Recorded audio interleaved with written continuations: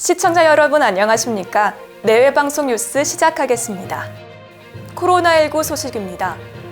오늘 코로나19 신규 확진자가 9만 명을 넘었는데 이대로 가다가 이달 말 17만 명까지 폭증할 수 있다는 분석이 나왔습니다.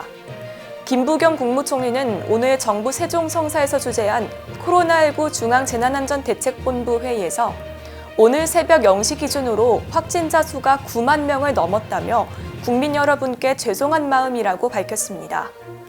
어제 발표된 신규 확진자는 5만 7,177명으로 하루 만에 3만 명 이상 증가했습니다.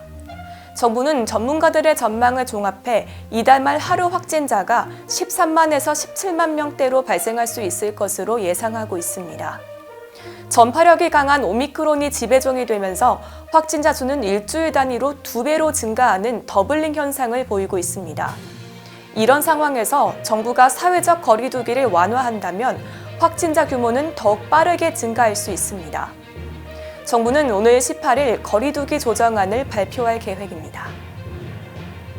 안철수 국민의당 대통령 후보 홍보 차량에서 2명이 가스 질식이 원인으로 추정되는 심정지 상태로 발견돼 병원으로 이송됐지만 결국 숨졌습니다.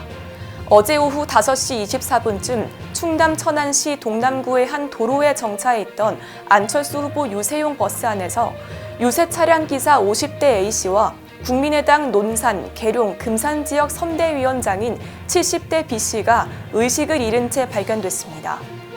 발견 당시 이미 심정지 상태였던 이들을 신고를 받고 출동한 구급대원이 천안 단국대병원과 순천향대병원으로 이송했지만 사망했습니다.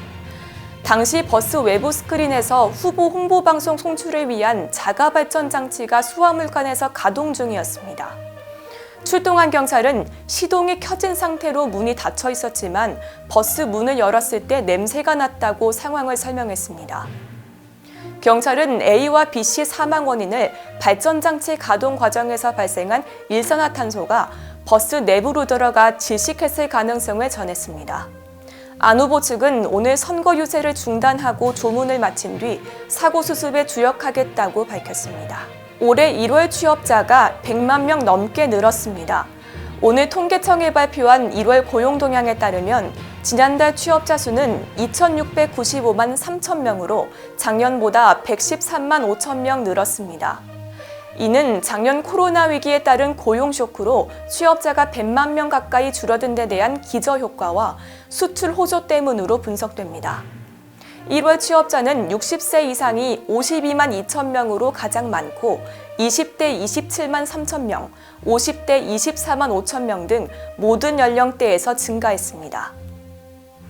공미숙 통계청 사회통계국장은 비대면과 디지털 전환 등 산업구조 변화로 취업자는 증가하고 실업자와 비경제 활동 인구는 감소해 고용 회복세가 지속하는 모습을 보였다고 설명했습니다.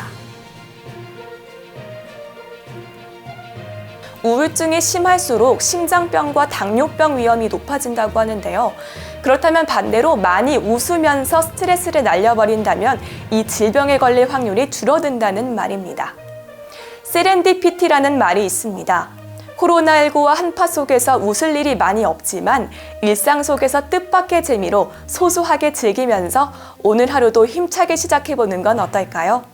내외방송 뉴스를 마치겠습니다. 시청해주신 여러분 고맙습니다.